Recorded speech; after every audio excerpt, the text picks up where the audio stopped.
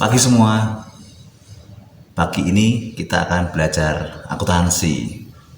Di dalam kehidupan sehari-hari, kita tidak terlepas dengan bagaimana cara memenuhi kebutuhan tersebut. Dan tentunya kebutuhan tersebut tidak terbatas.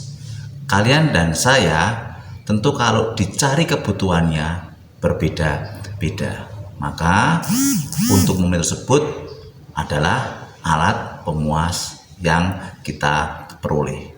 Nah, bagaimana cara kita menghitung, menyeimbangkan antara kebutuhan dan alat pemuas tersebut? Di dalam ilmu ekonomi, khususnya akuntansi, nanti kita akan belajar bagaimana awal dasar dari akuntansi. Kita belajar pengertian, prinsip, tujuan, dan lembaga yang berhubungan dengan akuntansi. Mari kita belajar akuntansi. Nah, kita masuk pada materi pertama, akuntansi dasar. Kita akan belajar pengertian, tujuan, peranan, dan pihak-pihak yang berkepentingan dengan informasi akuntansi. Sebagai dasar nanti kita belajar di siklus akuntansi pada akhir siklus akuntansi laporan keuangan. Nah, akuntansi ada 4 menurut AAA, AIPA maupun Niswonger. Tapi yang sering kita menggunakan arti luas akuntansi. Yang paling bawah proses identifikasi, pengukuran dan komunikasi dari informasi-informasi ekonomi untuk menghasilkan pertimbangan dan keputusan-keputusan dari pemakai informasi tersebut. Akuntansi dirumuskan dari 2 sudut pandang. Yang pertama dari sudut pandang pemakai, dan yang kedua dari sudut proses kegiatan. Kita pakai yang proses kegiatan, suatu sistem informasi yang mengidentifikasi, mencatat, mengomunikasikan peristiwa-peristiwa ekonomi di suatu organisasi kepada para pengguna yang berkepentingan.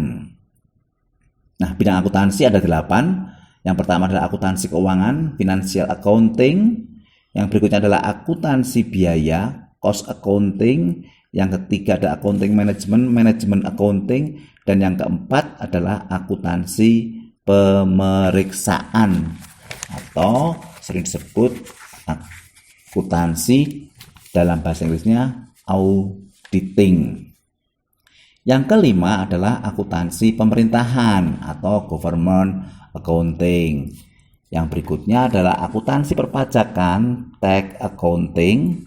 Yang ketujuh akuntansi anggaran, budgetary accounting. Dan yang kedelapan adalah sistem akuntansi, accounting system. Nah, itu 8 bidang akuntansi. Kita masuk pihak-pihak yang membutuhkan informasi. Ada 2. Yang pertama adalah pihak intern. Yang kedua adalah pihak ekstern. Pihak intern adalah pimpinan perusahaan.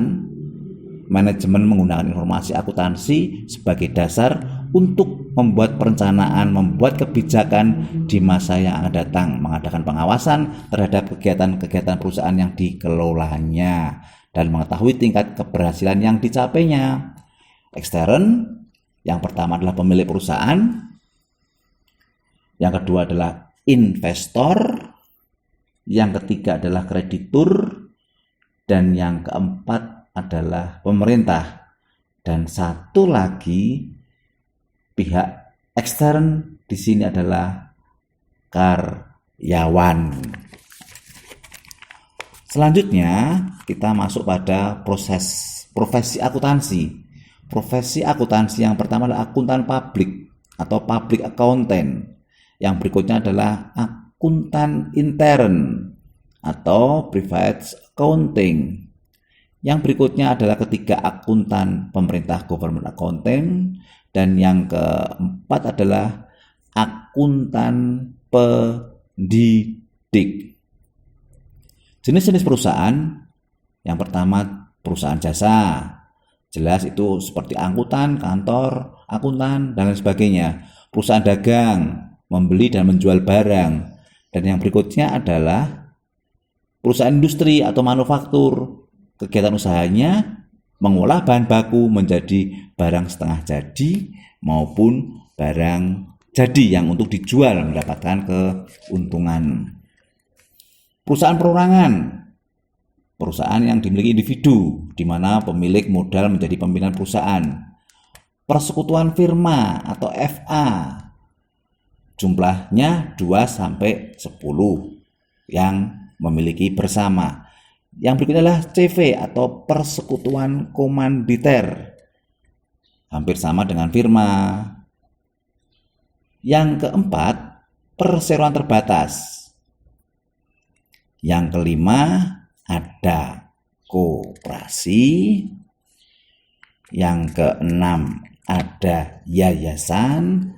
Yang ketujuh, ada BUMN atau badan usaha milik negara.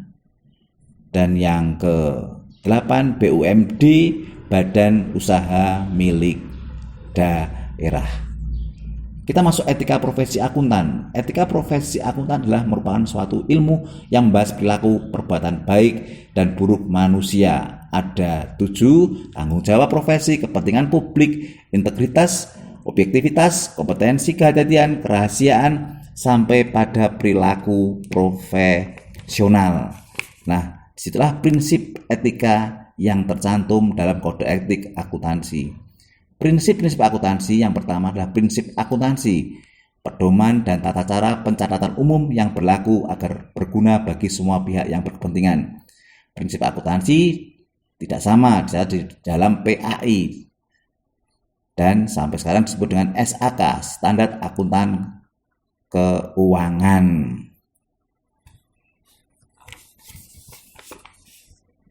Tahapan siklus akuntansi. Siklus itu adalah proses penyusunan suatu laporan keuangan yang dapat dipertanggungjawabkan serta dapat diterima secara umum.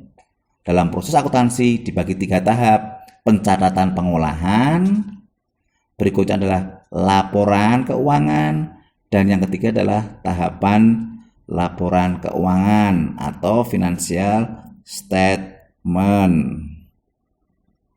Nah, ini bagian siklus akuntansi, dari bukti transaksi ke jurnal, lanjut ke buku besar, ke neraca saldo, jurnal penyesuaian, jurnal penutup, laporan keuangan, dan nanti kembali ke bukti transaksi. Nah, sekilas dengan awal materi kita hari ini. Terima kasih, tetap prokes.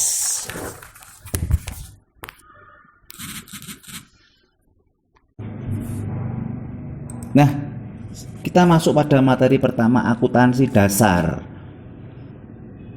Kita akan belajar pengertian, tujuan, peranan, dan pihak-pihak yang berkepentingan. Sudah sedikit jelaskan pengantar dasar akuntansi kita. Kalau kalian mau bertanya, silahkan tanya. Kita berdiskusi bersama, belajar akuntansi bersama. Tetap semangat.